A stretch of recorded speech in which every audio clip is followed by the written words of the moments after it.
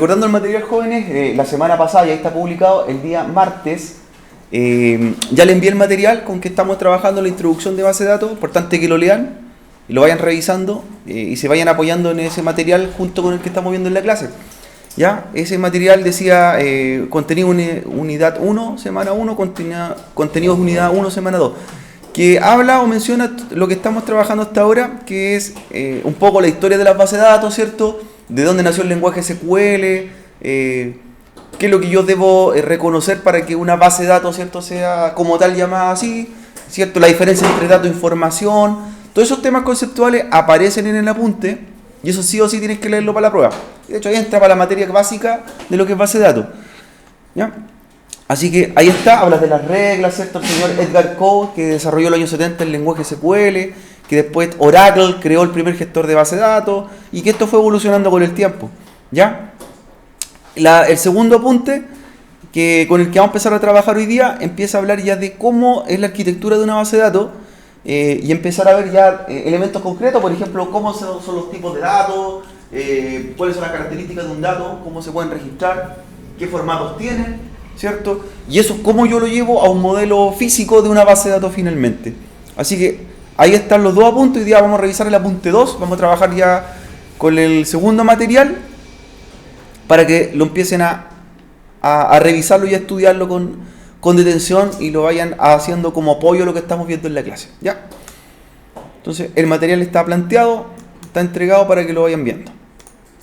Bueno, la semana anterior nosotros quedamos en la parte donde diferenciábamos la creación de una base de datos y cómo nacía, y netamente siempre es de un problema real, ¿cierto? Un caso real y que se puede registrar. Eso es como una lógica, ¿cierto? Cosas que se pueden registrar, que forman los datos. Este concepto del mundo real, de un problema que se va a transformar en un futuro sistema, software o aplicación, se esquematiza en un concepto de tablas, en un concepto, ¿cierto?, de elementos registrables, y se lleva a un programa, ¿cierto?, como lo podemos denominar un SGDB o un DBMS, ¿cierto? Sistema de gestión de base de datos o administrador de base de datos, que son los software con que nosotros, en este caso, ya integramos una estructura física de una base de datos y hacemos la transformación real. Todo ese concepto finalmente forma una base de datos. ¿Ya? Entonces, si nosotros mencionamos, cuando estamos haciendo el diseño y el análisis, ¿tenemos la base de datos todavía o no está lista la base de datos? ¿En qué momento estaría lista una base de datos? ¿Cuándo podríamos decir ya tenemos la base de datos lista? ¿En qué parte? ¿En qué etapa?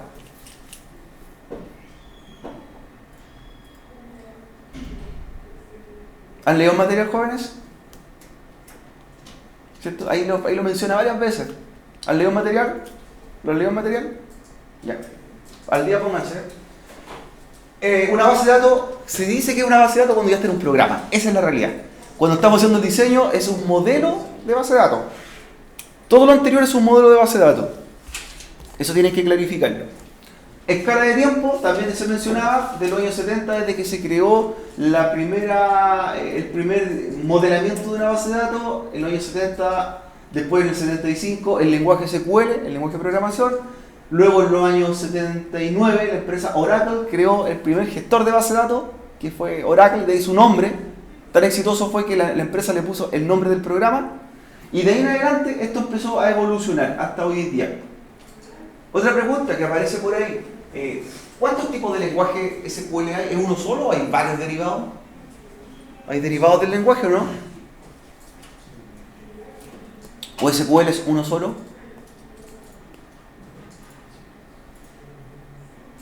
¿Don Nicolás? ¿Cuántos lenguajes SQL hay? ¿Uno? ¿Varios? ¿Más de uno? ¿Cientos? Más de uno, ¿cierto? ¿Cuántos más de uno? ¿Uno más? ¿O hay muchos más? Cada empresa ha empezado a crear su evolución de SQL, eso tienes que tenerlo claro, por lo tanto no hay uno, hay muchos más, ¿ya? Si bien en los años 70 nació el lenguaje consulta estructurado, se han derivado a otros derivados, como por ejemplo PL/SQL, Transact SQL, siendo de los más populares, y hoy día apareció otro más que se llama NoSQL, ¿ya? PL/SQL, por ejemplo, lo desarrolló Oracle, que es el mismo SQL con algunos comandos adicionales. Transact SQL lo desarrolló Microsoft, que lo utiliza en su gestor SQL Server, que también tiene funciones especiales. Y hoy día los nuevos gestores de base de datos modernos trabajan con el no SQL, ya que es un lenguaje un poco más abstracto y lo que genera hoy día es el desarrollar los datos de una forma distinta. ¿Ya? Entonces han ido evolucionando, pero hay muchos más de dos, o sea, no es uno más o dos más o tres más. Fácilmente podríamos mencionar que deben existir unos 40 tipos de derivados de SQL, ¿ya? Pero todos tienen algo en común, todos son muy similares, son algunos tipos de estructuras que cambian del lenguaje. Por eso para nosotros es importante que siempre aprendamos el lenguaje SQL, el nativo, el básico, el original. Si aprendemos el lenguaje SQL original, cualquier otro nos va a ser de una fácil adaptación, ¿ya? Eso es para que lo vamos viendo. Ahora, para que denominemos como una base de datos, ¿cierto?, un proyecto, dentro de estos elementos se conocen las llamadas tablas, ¿ya? Las tablas es cómo vamos a organizar los datos, la forma de organización de un dato. Y una tabla, ¿cierto?, tiene que tener la forma de que los datos tengan algo en común. Esa es como la lógica. Que dentro de todas las reglas del modelamiento de base de datos es que deben tener algo en común, algo que lo relacione.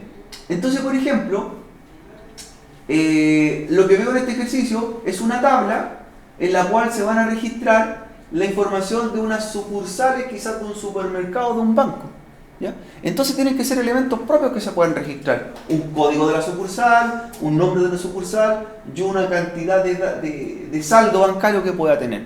Y eso forma una tabla. Todos esos datos que van dentro de la tabla tienen algo relacionado. Por ejemplo, si quisiéramos registrar a las personas, haríamos una tabla para registrar personas. A la tabla yo le pondría el nombre personas, ¿ya? Y dentro de esa tabla vamos a llevar campos que registren datos de las personas y que tengan coherencia. Por ejemplo, ¿tiene coherencia que una persona lleve un root? Sí, que lleve un nombre, por ejemplo, un apellido, una fecha de nacimiento, un correo electrónico, un teléfono, etc. Entonces, si vieron que la tabla persona tiene campos y todos tienen algo en común y son registrables y verídicos, ¿ya? Eso me sirve. Eso me sirve. Entonces, la tabla persona va a llevar un root, un nombre, un apellido, una fecha de nacimiento. O sea, son datos registrables de una persona. Perfecto. Pero, por ejemplo, yo les decía, ¿qué pasa si dentro de los campos, yo digo, a una persona tiene un root? Sí, tienen un root, las personas tienen un nombre, un apellido, una fecha de nacimiento. Y, por ejemplo, yo les pongo material. Me refiero a la consistencia. Material, campo material. ¿Qué tendrá que ver con una persona?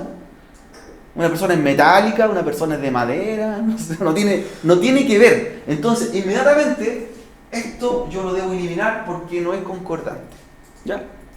Todo tiene que ser registrable y todo tiene que ser acorde.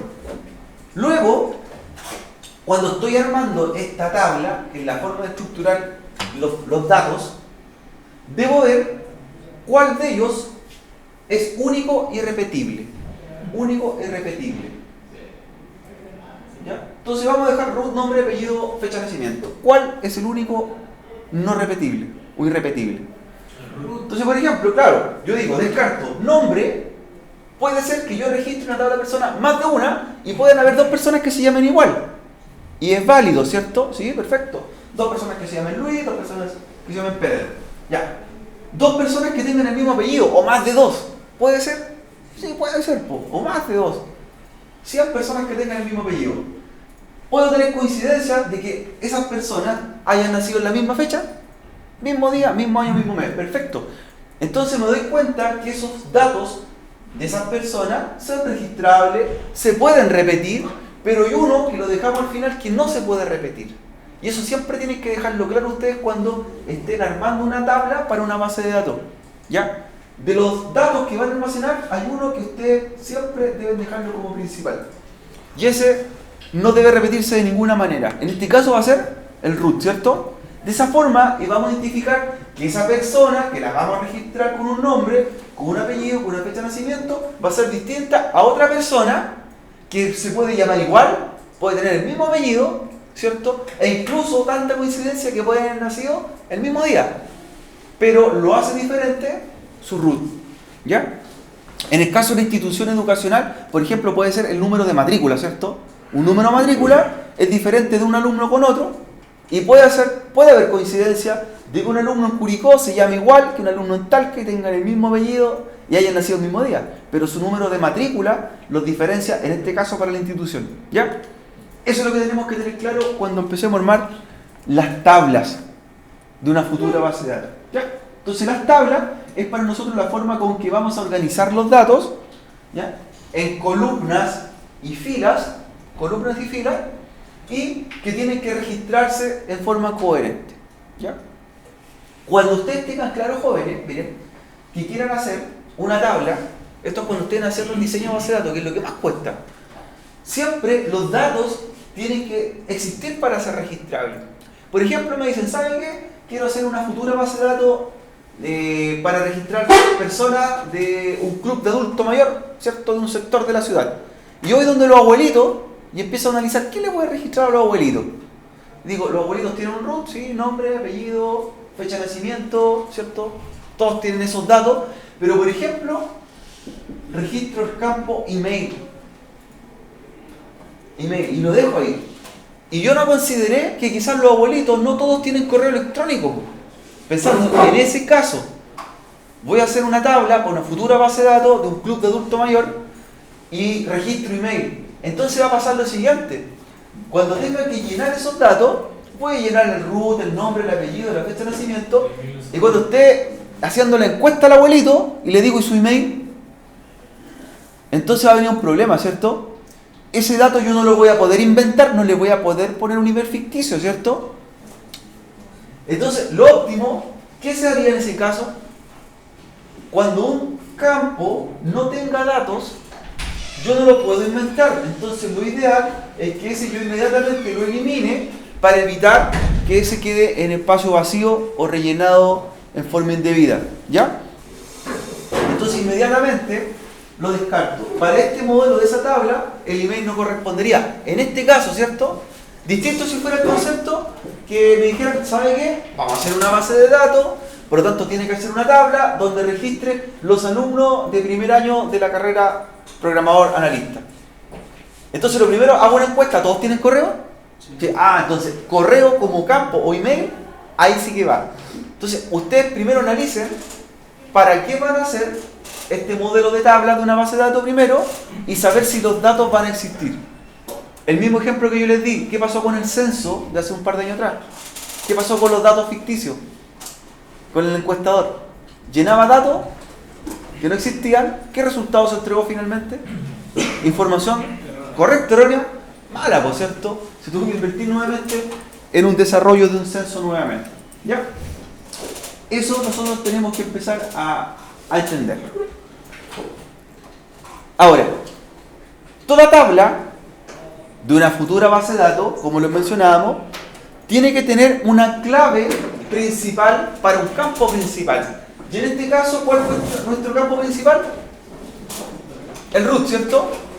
Un campo principal o clave principal que podemos encontrar de diversas formas el nombre. Lo vamos a llamar como clave principal. Ese campo lo podemos encontrar con el nombre llave principal, o en inglés también lo encontramos como primary key, ¿ya? Se refiere al campo de una tabla que nunca se va a repetir. Es decir, yo puedo tener muchas personas con el mismo nombre, con el mismo apellido, con la fecha de nacimiento, pero el root nunca se repite uno con el otro, ¿ya? Esa es una regla que tienen que tener ustedes cuando desarrollen un modelo de una base de datos. En una tabla siempre debe existir un campo o llave o primary key, que es una clave que no se repite, ¿ya? Siempre tiene que hacerla única. Ese valor identifica en forma independiente un dato de otro. Por ejemplo, nos piden hacer una tabla para registrar automóviles en Curicó. Automóviles. Mi tabla se va a llamar automóviles, ¿ya? Y debo ver qué campos debo registrar de los automóviles. ¿Cuáles serían para usted? Cosas que debe tener un automóvil. Ya, o sea, primero una patente, perfecto. Patente, ¿qué más? Modelo. El color, perfecto. ¿Qué más? El año. Año, fabricación. ¿Qué más? Identifique un automóvil. Número de serie. O sea, lo que generalmente tiene el padrón, ¿cierto? Lo que ya el padrón.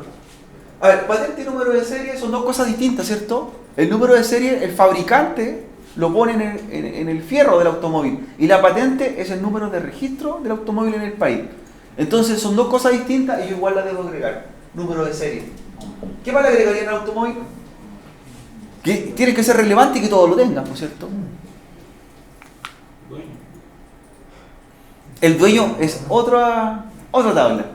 Y la vamos a relacionar.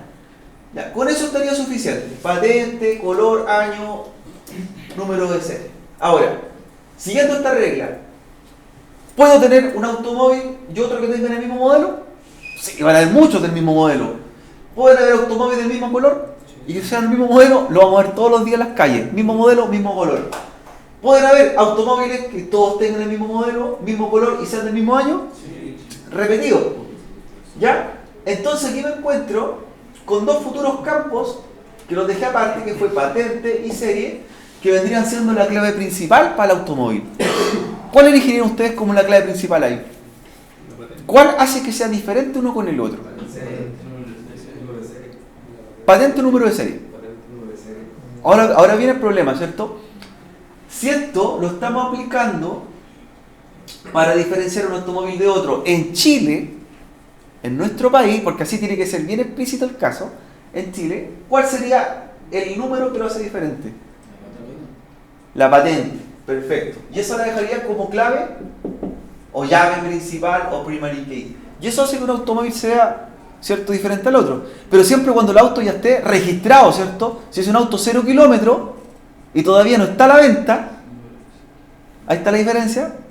Si el caso es ese, tengo una automotora donde tengo automóviles 0 kilómetros y todavía no tienen dueño, la patente hubiese sido la clave principal, hubiese sido el número de serie, ¿cierto? En cambio, un automóvil que ya está en circulación, que ya tiene un dueño y está en las calles, es la patente.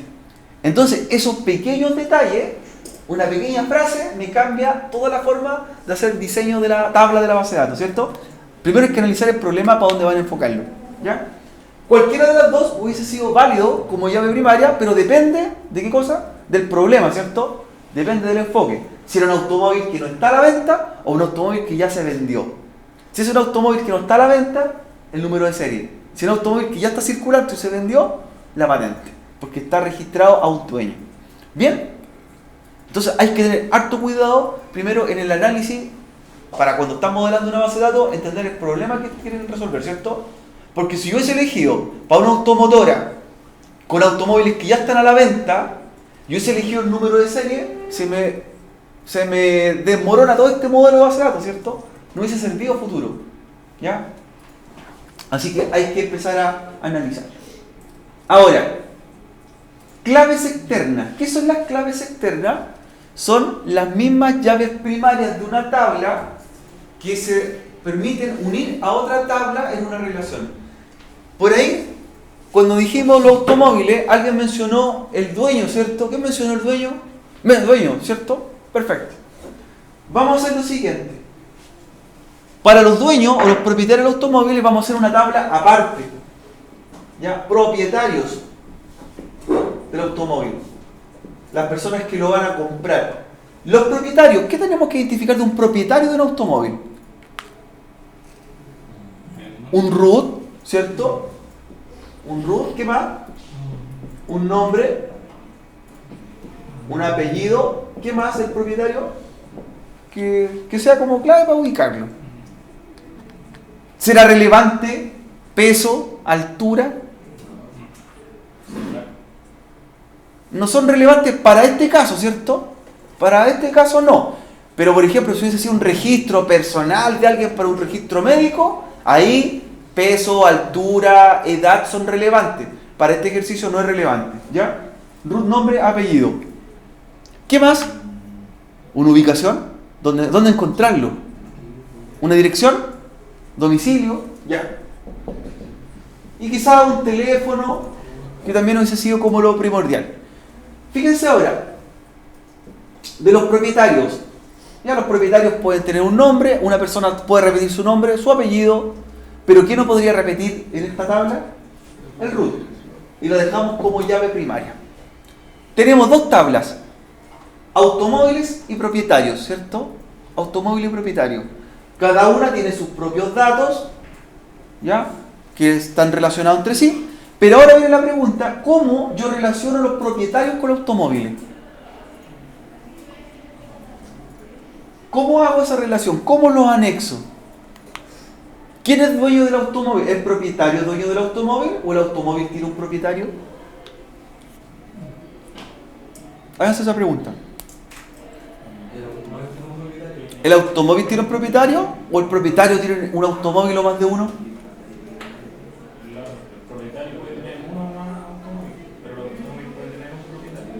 Claro, el automóvil en un momento puede tener ¿cuántos propietarios? Uno.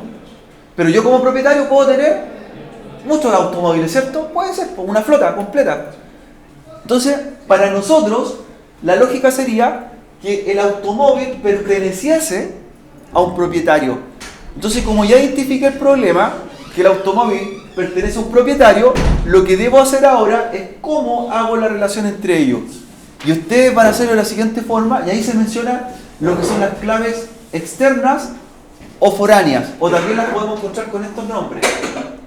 Clave foránea, llave foránea en un modelo de base de datos, o foreign key. Llave foránea. Una llave foránea, clave foránea, como queramos llamarla, o foreign key, es la clave principal de una tabla que hace la relación hacia la otra tabla que tienen algo en común. Entonces, fíjense lo que va a pasar ahora con este modelo de la tabla automóvil.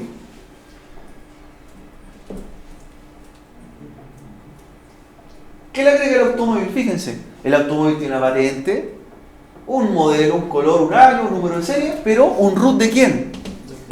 Del propietario. Entonces, como yo puse esta clave o llave, que acá es clave primaria, en esta tabla, cuando va a otra tabla se llama llave foránea. Y sirve para esto. Miren lo que hicimos acá. Hice una relación. Entonces, la tabla propietarios se relaciona con la tabla automóviles. Y eso me está indicando que en un momento yo voy a registrar datos y voy a decir la patente KX, modelo Kia, color blanco, año 2012, número de serie NNN, pertenece al root 2222. Con eso yo identifiqué a la otra tabla y hice inmediatamente los datos del propietario. Entonces, si pregunté en esta tabla, pude llegar a esta otra. Esa lógica se llama hacer claves foráneas o externas. Es decir, cada tabla tiene una llave primaria, una llave única, pero cuando esa llave se va a otra tabla, se transforma en una clave, ¿de qué tipo? Foránea. ¿Ya? Clave foránea. Y sin querer, fíjense que ya tenemos dos tablas que están relacionadas entre sí. Y por lo tanto ya estoy armando una base de datos. Se relacionan, tienen algo en común. Los primeros conceptos que hablábamos nosotros en la base de datos es que tienen que ser datos que tengan relevancia entre sí, ¿cierto? ¿Tiene concordancia automóviles con propietarios? Sí, los juntamos. Ahora sí están anexados. Entonces ya tenemos el concepto de las claves foráneas. Una clave foránea es permitir la relación de una tabla en otra. ¿Ya?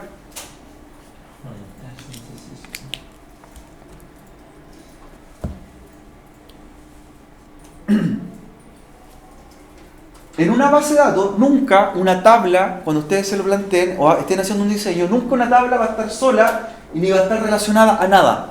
Una tabla que esté sola y no haga nada no pertenece a una base de datos. Regla de la base de datos, tienen que ver tablas y tienen que tener algo en común entre ellas, ¿cierto? Siempre tienen que estar relacionadas. En este caso, fíjense, relacionamos que el automóvil tiene un root y el root tiene sus datos propios. ¿Ya? Vamos a hacer otro ejercicio para ir relacionando las tablas. Por ejemplo, nos piden hacer un pequeño modelo para registrar las regiones, provincias y comunas de un país. ¿Cierto? Así, por ejemplo, como en Chile tenemos regiones, también tenemos provincias y las provincias tienen comunas. ¿Cómo haríamos esto? Bajo este mismo concepto. Lo primero que voy a declarar son las futuras tablas. Digo, ¿quieren registrar regiones? Entonces voy a hacer una tabla que se llame regiones. Le doy textual el nombre. Regiones.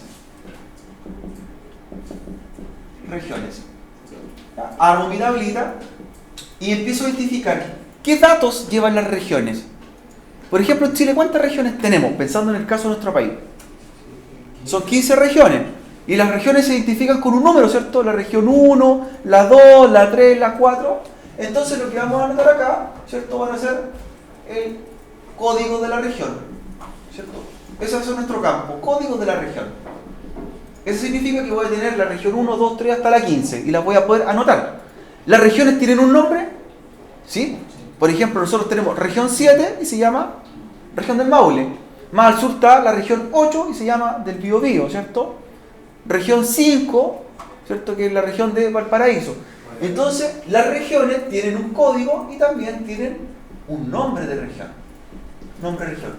¿Esos campos son reales? Sí, porque existen códigos y existen nombres de regiones.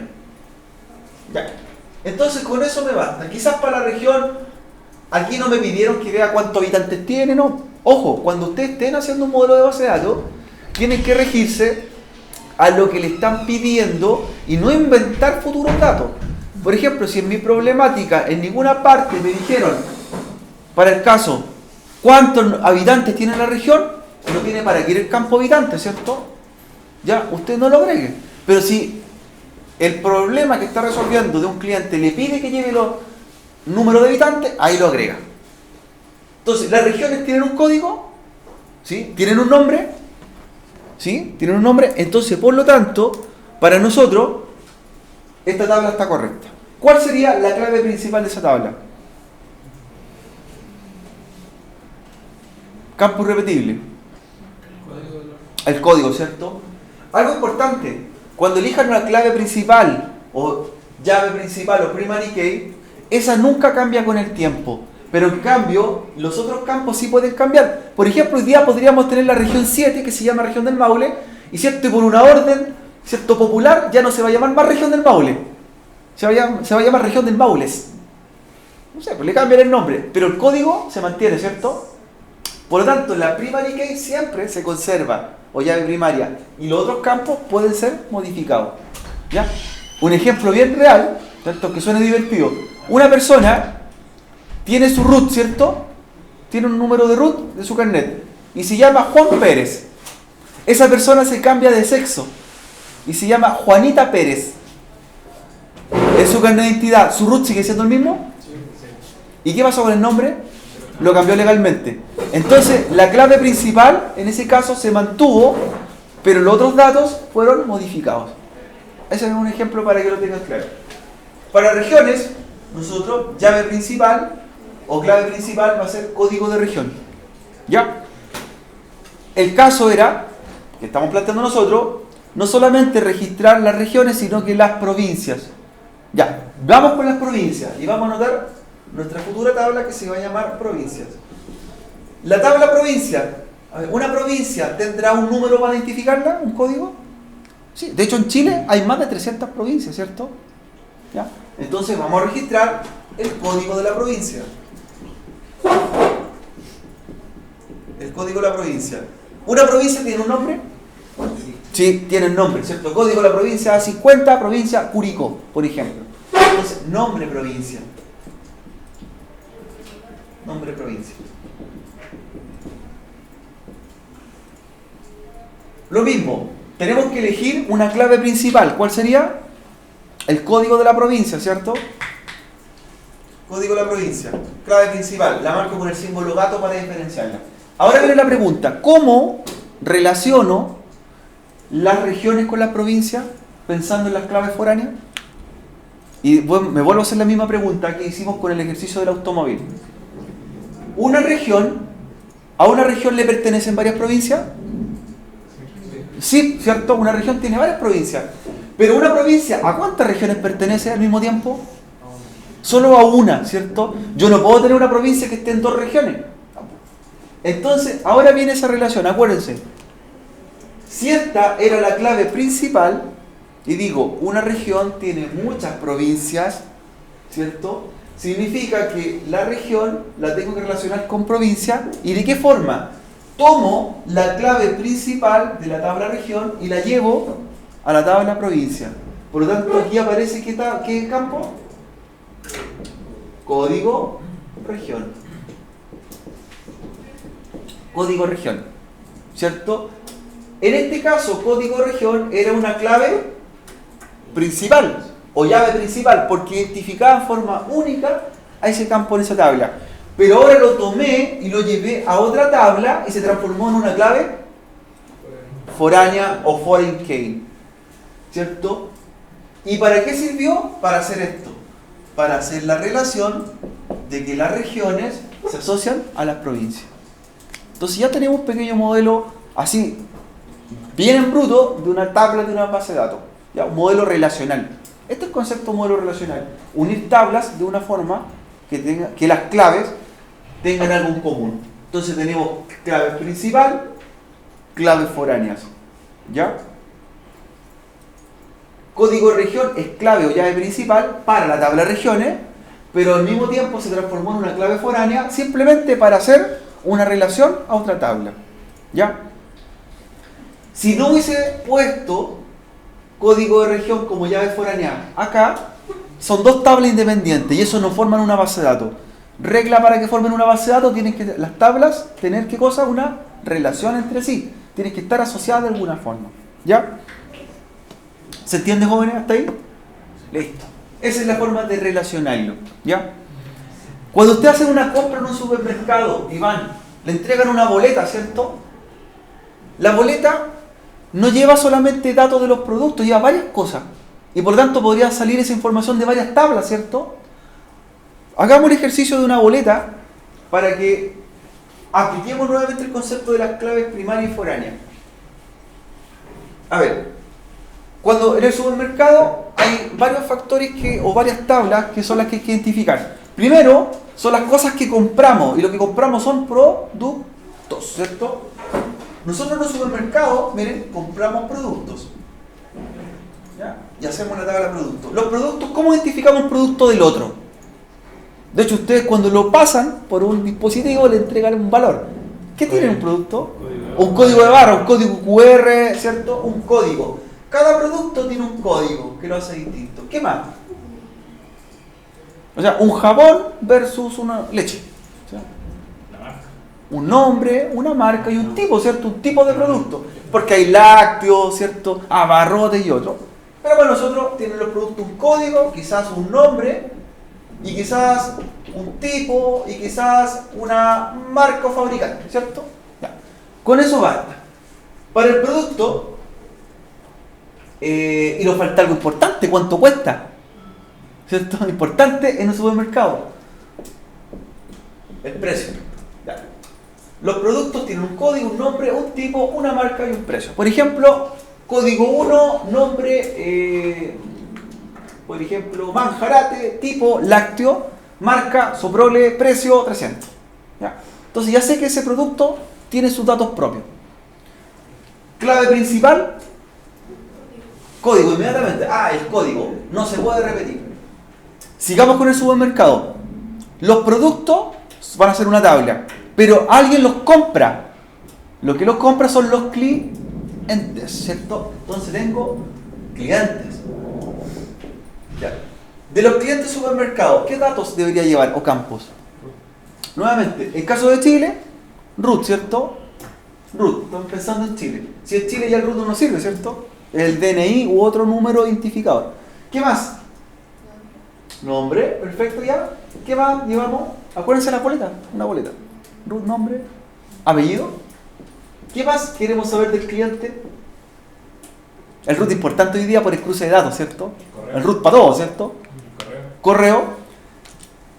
Y de hecho, ahí hay que detenerse. ¿Qué pasa si nosotros estamos generando estas tablas para un supermercado y nuestros clientes también son adultos mayores? ¿Y no todos tienen correo? O sea, yo doy por hecho aquí que todo el mundo tiene correo. Entonces, cuando uno analiza, tiene que tener claro si todos mis futuros clientes tienen correo o no. ¿Ya? Porque tampoco no podría inventarle un correo al abuelito, ¿cierto?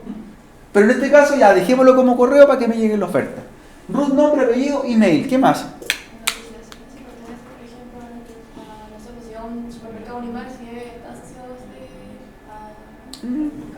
A ver, aquí lo estamos haciendo para un supermercado en específico, ¿cierto? Root, nombre, apellido, email. ¿Qué es más importante? ¿Qué pasa si esa persona pide los productos a la casa? No, el teléfono. Si pide los productos a la casa, a domicilio. ¿Dirección? ¿Ya? Vamos a poner la dirección. Ya aquí dice número de teléfono, también foro, ya. ¿Cómo va a identificar esto? Clave principal, nuevamente. Root, ¿cierto? Clave principal, root. Listo. Miren, productos clientes. En la boleta, ya sabemos cuando compramos algo, somos los clientes. Lo que llevamos son los productos, pero alguien nos hace esa venta. ¿Quién está ahí sentado pistoleando los productos? El vendedor o cajero, ¿cierto? Entonces vamos a poner al cajero. ¿Qué datos lleva el cajero para identificarlo uno con el otro en la boleta? Casi lo mismo, puede ser un root. Un root del cajero, aquí lo vamos a diferenciar como root cajero. Y acá como root cliente. Ya, root cajero. ¿Qué más del cajero? Aparece el nombre de la persona, ¿cierto? Que está en el turno en ese momento. Nombre, dice nombre y apellido del cajero que me atendió. Nada más, yo creo que no es necesario. No necesitamos saber el correo del cajero, ¿cierto? O el teléfono del cajero. Mejor se lo pide personalmente si quiere invitar a salir a la cajera, ¿por cierto? Pero en la boleta no va, no va esos datos. ¿Ya? Root cajero. Tenemos productos, cliente, cajero. El cliente compra los productos y el cajero le vende los productos al cliente. Ya tenemos 3 tablas, ¿cierto? En este modelo. Todas tienen su clave principal, o llave principal, o primary key. Ahora, ¿cómo se llamaría para nosotros la transacción que se va a generar? ¿Dónde se registra todo esto en un papelito que me entregan? ¿Cómo se llama eso? ¿Qué es la boleta? Entonces esa boleta genera una acción. Esa acción, ¿cómo se llama cuando vamos al supermercado? Vamos a comprar, ¿cierto? Compra, pero cuando salimos al supermercado, el supermercado nos vende. ¿Cómo se llama la boleta? Entonces una venta. Entonces lo que están haciendo nosotros es una ventas. Miren, cajeros, clientes, productos, ventas. Las ventas va a ser lo que va a unir a todo esto. Cuando usted compra, la boleta tiene su propio número, tiene un propio código la boleta, ¿hace diferente una boleta con otra? Sí, no pueden haber 2 boletas iguales. Puede haber la coincidencia que una persona compró los mismos productos que otra, pero la boleta es distinta y es súper importante, ¿cierto? Entonces la boleta o venta lleva un código, en este caso código de venta. Inmediatamente para nosotros va a ser la clave principal, ¿cierto? ¿Qué cosas debe llevar la venta o la boleta física? Miren, fíjense, tenemos que saber qué cosas vamos a comprar. Por lo tanto, ¿qué va a llevar? Si queremos saber qué compramos, ¿qué debería llevar? El código de los productos, y así nosotros sabríamos qué cosas compró esa persona. Tenemos que saber quién la compró. Root cliente. Y tenemos que saber quién le vendió. Root cajero. Además, a eso le agregamos a qué hora compramos y qué día, ¿cierto? Ahí podría ser la fecha de compra, ¿cierto? Fecha, hora de compra. Y por último, ¿cuánto nos salió todo esto? El total, ¿cierto? O valor. Fíjense lo que hicimos recién. Yo puse campos de las otras tablas. ¿En qué se transformaron esos campos? En foránea. Código de producto fue para acá. Root del cliente fue para acá. Cajero fue para acá. Entonces, esta tabla, ventas, genera toda la transacción de ese supermercado. Tiene su propia clave primaria, pero a la vez tiene varias claves foráneas. ¿Para qué fueron esas claves foráneas? Para relacionar las otras tablas en este proceso. ¿Ya? Y ahí tenemos el modelo relacional. Listo. ¿Las tablas se relacionan de alguna forma? Sí, perfecto. No hay ninguna tabla aislada. Todas tienen su propia clave. Y además, si yo veo este modelo, hay una tabla que es más importante que todas. ¿Cuál sería la más importante? ¿Cuál es la que mueve todas estas transacciones? La venta. Porque en la venta están todas relacionadas, ¿por cierto? Es la tabla más importante. Si yo saco esta tabla no se genera nada. Aquí está la acción, ¿cierto? Esto es lo que me entrega el papelito finalmente. Ahí está, venta. Ya teniendo este tipo de modelo, ¿cierto? Podríamos ya hablar de que estamos encaminados a una base de datos. Recién encaminados a una base de datos correcta. ¿Ya? Fíjense la siguiente pregunta. Cuando tengo este modelo, esta es la boleta. ¿Yo con esta boleta podría saber el nombre de la persona que compró el producto? Mirando una boleta. ¿Puedo saber el nombre del cliente? No. Boleta. RUT del cliente. RUT del cliente. Nombre. ¿Puedo saber cuál es el nombre del cajero que vendió el producto o que me atendió? Sí. Veo la boleta. Está el RUT del cajero. Llego a la tabla cajero y está el nombre del cajero. ¿Hay una página de internet para ver con el root los nombres de las personas? No, hay que hacerla. Hay que hacerla. Ventas. Si tengo las ventas y tengo los productos, ¿puedo saber qué producto llevé? Sí. ¿Qué aparece por acá? Y llego al código producto y ahí me di cuenta que el código número 1000 era la leche, era tipo leche, era el manjarate de marca Soprole y valía 300 pesos. Entonces, esto es lo que generamos con la base de datos nosotros, relacionados entre sí. A esto tenemos que llegar. Ahora la siguiente pregunta. ¿Podríamos decir que esta es la base de datos? ¿Es una base de datos o todavía no? Sí. ¿Qué dijimos al principio de la clase? ¿Falta el servidor? Hay que procesar. Tiene que estar implementado en un gestor de base de datos. Esto es un modelo de base de datos. Estamos recién haciendo el diseño. Cuando ya está implementado en un gestor de base de datos, podríamos decir que es una base de datos, esto es un programa. Recién ahí. Bien jóvenes.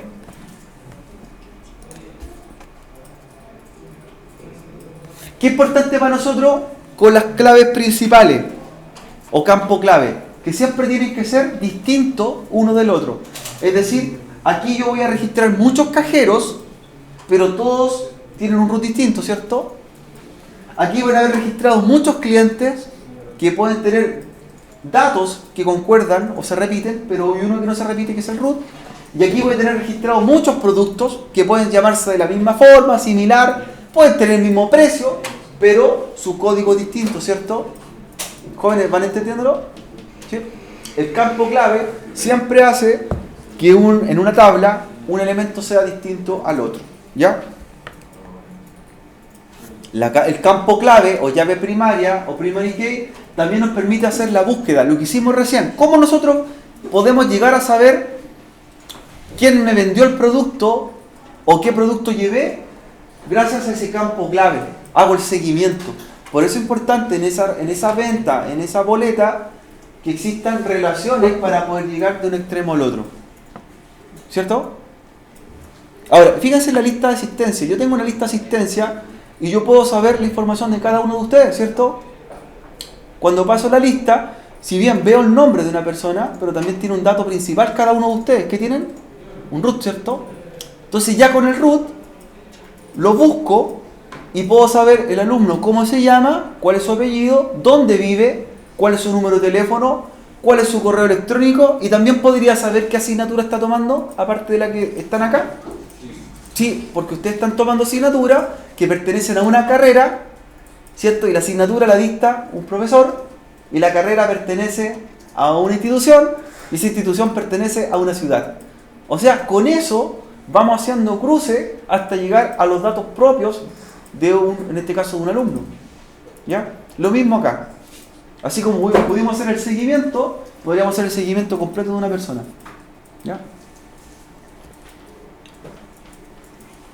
Aquí tenemos otro ejemplo, jóvenes, ya de un modelo relacional, donde estamos empezando a hacer la relación con las claves. Recuerden, clave principal es el campo único de una tabla y que se transforma en una clave foránea cuando va a otra tabla.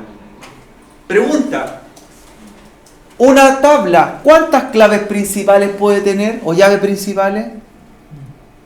¿Cuántas campos o llaves principales puede tener una tabla? Siempre una. Siempre una tabla tiene una clave principal. No puede ir sin claves principales. Tiene que tener siempre una. Ahora, la siguiente pregunta: ¿cuántas claves foráneas o llaves foráneas puede tener una tabla? Puede tener desde ninguna hasta muchas. Por ejemplo, la tabla productos no tiene claves foráneas. La clave cliente tampoco tiene, pero sí la tabla ventas. ¿Ya? En este caso, la tabla ventas tiene una clave primaria y varias foráneas. Una primaria, ninguna foránea, una primaria, ninguna foránea. Todas, por defecto, deben tener una clave primaria y pueden o no tener claves foráneas según la relación y según la magnitud de la base de datos que están haciendo. ¿Ya? Por ejemplo, esta futura base de datos pequeña, yo estuve viendo o trabajando en la base de datos de la clínica Las Condes para su sistema interno y tiene 250 tablas. Ahora, ¿cómo se relacionan entre sí? Clave con clave, ¿cierto? Y de esa forma yo podría hacer el seguimiento de un paciente hasta saber dónde vive el paciente, quién lo atendió, qué enfermedad tiene, ¿cierto? Por qué fue, a qué diagnóstico, qué medicamentos se le han entregado, porque cada tabla se relaciona una con la otra por claves foráneas, claves primarias. Lo que hicimos nosotros, jóvenes, es tomar la clave primaria con la clave en una clave foránea y pusimos una línea, se llama una relación. ¿Ya? Todas las tablas están relacionadas de alguna forma. ¿Ya? Aquí tenemos una relación y una relación. ¿Ya? Llegan a una tabla principal. Se relacionan de alguna forma. En el ejercicio anterior teníamos también los propietarios con los vehículos, ¿cierto? Había una relación. ¿Ya? Entonces, para nosotros la relación es unir dos campos, principal a uno foráneo, y forman el futuro modelo de qué tipo? Relacional. ¿Cómo se llama la base de datos? Relacionales. Porque no pueden quedar aislados. Si yo hago una tabla y que no se une a nada, eso no es correcto. ¿Ya? Eso inmediatamente ustedes elimínenlo y traten de modificarlo. Una tabla aislada en una base de datos no sirve. Tiene que estar unida con una relación a otra tabla de alguna forma. ¿Ya? Ahora, la pregunta de las relaciones. Una relación puede ser de tres tipos. ¿Ya? La relación de las tablas. Y depende de cómo la miren. Fíjense lo siguiente. Una relación puede ser llamada de 1 a n o 1 a muchos. ¿Qué es una relación de 1 a mucho? Es cuando en una tabla ese elemento se repite muchas veces en el otro. ¿Se acuerdan de una región puede tener muchas provincias? Cuando hicimos el ejercicio, una región tiene muchas provincias, pero esa provincia, ¿a cuántas regiones pertenece? A una. Esa relación se llama 1 a n o 1 a muchos. ¿Ya? 1 a muchos. La otra relación puede ser al revés, de n a 1, de muchos a 1. Una relación mucho a 1. Una asignatura, taller de base de datos. La asignatura taller de base de datos. ¿Cuántos alumnos tiene?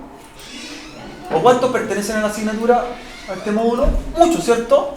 La asignatura taller de base de datos tiene muchos alumnos. Y muchos alumnos pertenecen a una asignatura. ¿Ya? 1n. Ahora, lo que no les puede pasar, jóvenes, cuando estén haciendo un modelo, puede ser de 1 a n, puede ser de n a 1, muchos a 1, 1 a n, pero nunca les pase este problema, n a n, muchos a muchos. ¿Cómo yo veo mucho a muchos? Por ejemplo, digo, un alumno puede tomar muchas asignaturas? Sí, porque la lógica tiene más de una. ¿Bien? Un alumno puede tomar muchas asignaturas. ¿Y muchas asignaturas las puede tomar un alumno?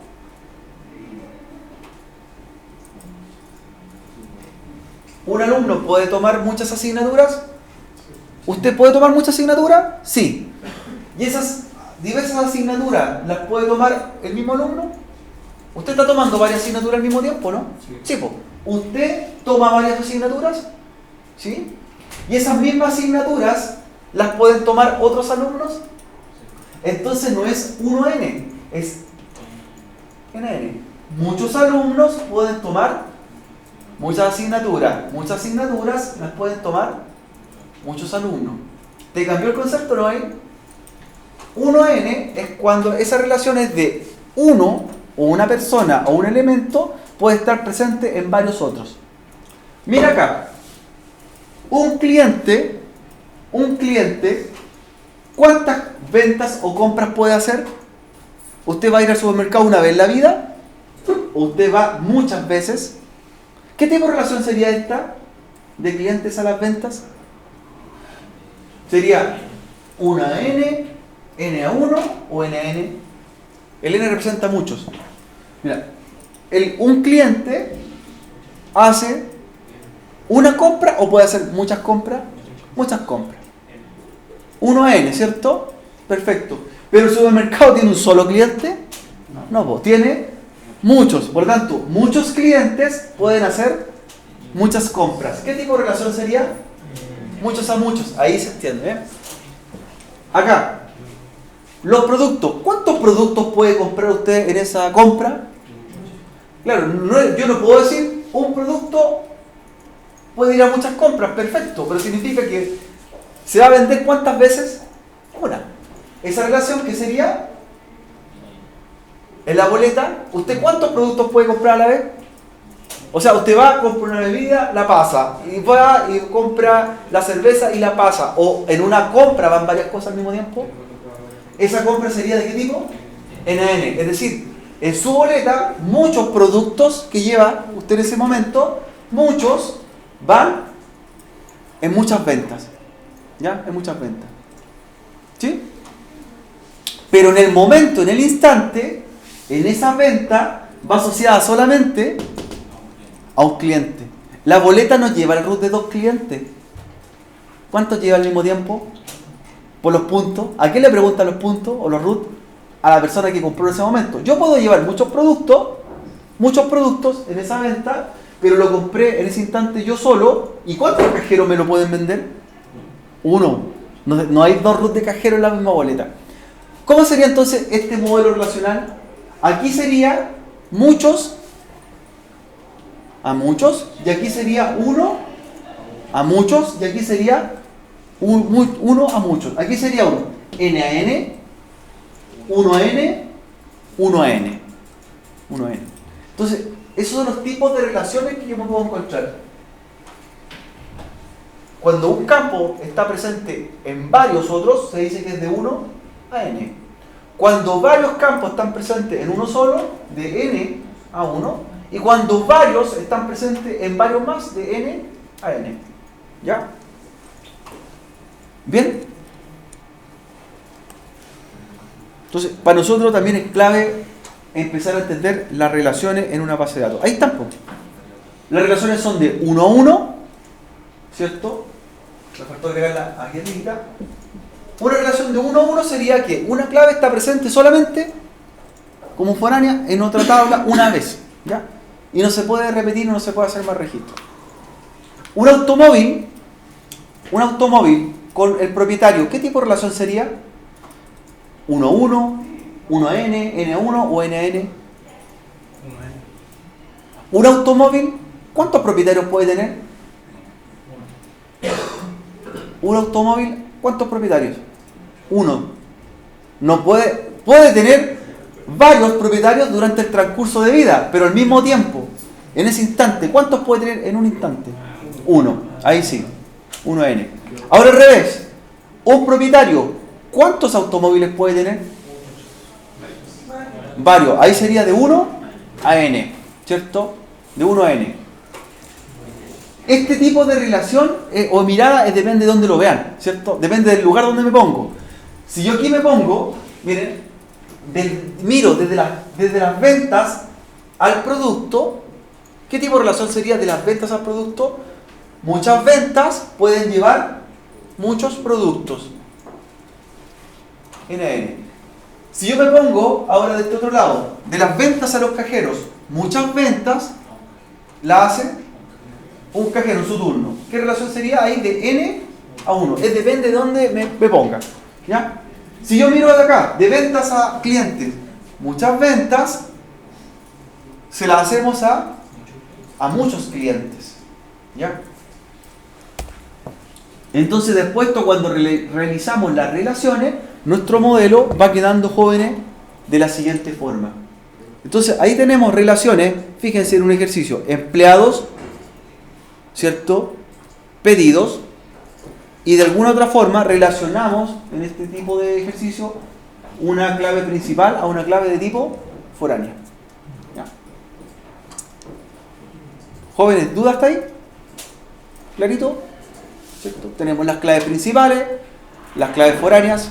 Tenemos claro que las tablas tienen que llevar sí o sí una clave principal y pueden llevar 0 o muchas claves foráneas, según el caso. ¿Ya? Una regla que tenemos que respetar se llama integridad referencial. La integridad referencial es una regla que define que si yo elimino una clave en un lado, me va a repercutir en otro lado. El mejor ejemplo que podemos dar es qué pasa si el Registro Civil de Chile, imagínense la base de datos del Registro Civil de Chile, donde están registrados todos los habitantes de un país, ¿cierto? Que tengan un carnet de identidad, con su root y todos sus datos. ¿Qué pasa si los señores del Registro Civil de Chile deciden eliminar un root? Fíjense el problema en cascada que se produce. ¿Cuál es su root? ¿El suyo? De los primeros dígitos. ¿Cómo comienza? 18, algo, algo. ¿Qué pasa si vienen los señores del Registro Civil, el administrador de base de datos dice, don Marcel, root 18 lo voy a eliminar? ¿Qué pasa si borra tu root? ¿No pase nada o pasa o repercute en varias otras cosas? Si borra tu root, el Registro Civil se va a borrar a todo sistema que está relacionado con tu root. O sea, tú empiezas a desaparecer de los sistemas comerciales, casas bancarias, bancos, sistemas de registro civil, sistemas de carabineros y todos los que están asociados a tu root. Entonces no se puede borrar. Cuando una persona fallece en Chile, ¿qué pasa con su root? ¿Se borra? ¿Lo usa otra persona? ¿O se da de baja? ¿Queda registrado de baja? Una persona cuando fallece en Chile cambia de estado a difunto, pero el root lo mantiene de por vida, aunque incluso en la muerte, ¿cierto? Tú falleces y tu root ya quedó asignado para ti. ¿Ya? Tú estás como difunto, pero tu root sigue. Por eso también nosotros podríamos decir que los números de root estamos en números tan altos, siendo que la cantidad de habitantes es menor, ¿cierto? Tenemos 17 millones de personas y los root van en 22 o 23 millones. ¿Es debido a qué cosa? Además de los extranjeros, que tienen un número especial, están en otra codificación, en un número más alto. Lo que pasa es que no se pueden eliminar los números de root, ni tampoco se le pueden asignar a otro usuario, ¿cierto? ¿Ya? Esa se llama integridad referencial, esa regla. Si llegásemos a borrar un root, repercutiría en varias tablas de otras bases de datos más, ¿ya? Para evitar ese problema. Aquí pasaría algo de la siguiente forma. ¿Qué pasa? Imagínense que están haciendo este supermercado 1000 ventas al día.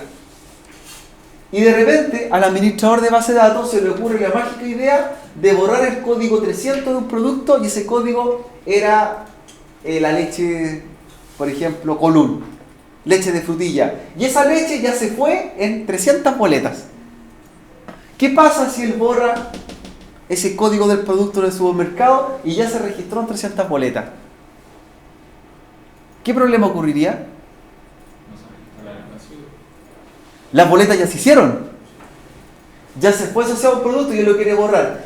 Entonces le va a aparecer una alerta o una regla que se llama integridad referencial, donde me indica que no puedo modificar ni eliminar ese código de producto porque ya está asociado en otra tabla. ¿Ya?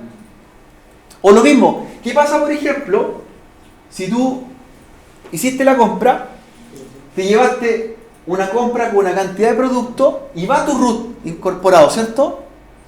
Porque tú pasaste por la caja y diste el root. Pero tú quisiste hacer lo siguiente, llegaste a la casa, tomaste corrector y le borraste el root de la boleta y le pusiste el root de otra persona. Y lo llevas, oiga, yo traigo esta boleta y esta boleta no corresponde. ¿Quedó registrado ya tu root? Entonces no vas a poder borrar ese root porque ya está asociado a la boleta. Eso se llama integridad referencial. No podemos modificar ni borrar porque si no se nos quebraría la relación, ¿cierto? Yo no puedo borrar un producto de acá, este código del producto, porque ya está en una venta.